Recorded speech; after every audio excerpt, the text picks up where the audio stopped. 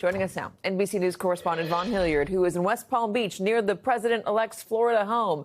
NBC News Capitol Hill correspondent Ryan Nobles and Punchbowl News co-founder and MSNBC political contributor Jake Sherman. So, Ryan, Matt Gaetz getting into it at the very end there, deciding to, I guess, try again to throw another speaker under the bus? Yeah. And he's even suggested on another post on X that he may even come back to Congress and take his seat that he won in the last election cycle and be seated on January 3rd just to vote against Mike Johnson as Speaker and then resign his seat after the fact. It sounded as though he was saying that in jest. That's not to raise any alarm bells that we think that's actually going to happen. But it shows the level of discontent he has with the fact that this Ethics Committee report is going to be released. Matt Gaetz has done everything in his power to try and avoid this ethics report from being released. He resigned his post in Congress. He even stepped down from his pursuit of becoming the next Attorney General, probably because he didn't have the votes. But there was the added benefit that this would tamp down the calls for that ethics report to be released. But the Ethics Committee, behind closed doors, we are not privy to their deliberations. They are ultra secret. The fact that this news even came out is out of the ordinary. Must have gotten to the point where they just believe that the mountain of evidence that they've collected over the years that this investigation took place needed to see the light of day. And that's the conclusion they drew.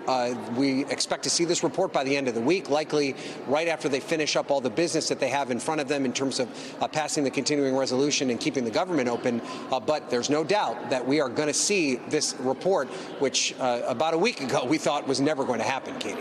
Yeah, Jake, do we have any idea what's in it? Because when I've talked to people who know a little bit about this investigation, who used to be in Congress, they've said that they believe it's pretty bad. They believe that Matt Gaetz is going to potentially be in quite a bit of trouble. Well, we don't know what's in it, Katie. That's number one. Number two, one would have to assume, as Ryan indicated, that it's pretty bad if they feel like they have to get ahead of it. I don't know that either the Biden Justice Department, which passed on prosecuting Matt Gaetz, nor the Trump Justice Department, which seems incredibly unlikely to prosecute Matt Gaetz, will take up this cause.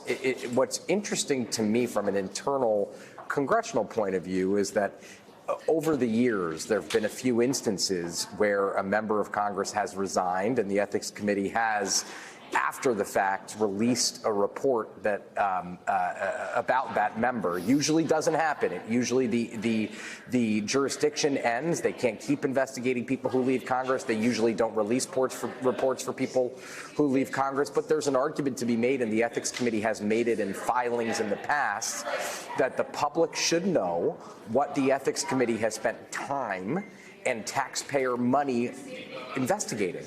And I think that's, at the end of the day, number one, one of the reasons they're going to release this. Number two, Matt Gaetz has very few friends up here.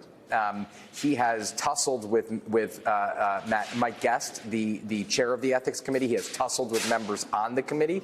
And at the end of the day, this is an institution, Katie, that operates on relationships. And if you don't have relationships, you're going to probably be screwed at some point, and that's what we're seeing. There's no love lost with most members of Congress and Matt Gaetz, and the fact that a Republican joined with Democrats to do this, or at least one Republican joined with Democrats to do this, says a lot. All right. Any reaction, Vaughn, from Trump world? No, not at this point in time. And there's been no social media post by Donald Trump. The transition has been quiet. And I think that this is, for Donald Trump, no longer his issue. Matt Gaetz can very much remain an ally. He is going to be an anchor on a right-wing propaganda outlet called OAN moving forward. And for Trump and for Matt Gaetz, he knows that Trump has been a chief ally of his over the years through the DOJ investigation, through the House Ethics Committee investigation, even when Speaker McCarthy was outward and openly talking from the floor of the Republican National Convention about Matt Gaetz potentially going to jail. Donald Trump stood by him every step of the way and even nominated him to be his attorney general.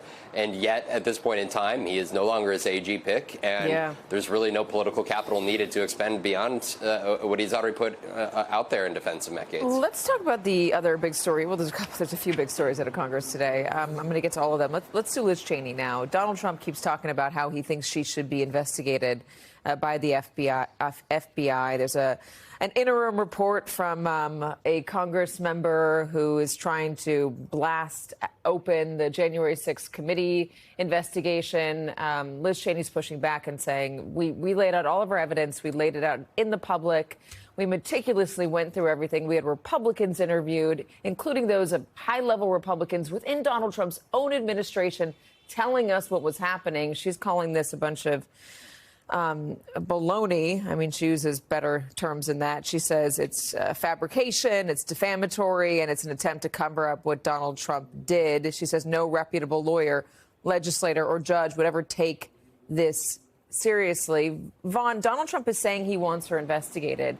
He's also said that he doesn't believe he needs to tell his DOJ what to do, but that they believe they know what to do.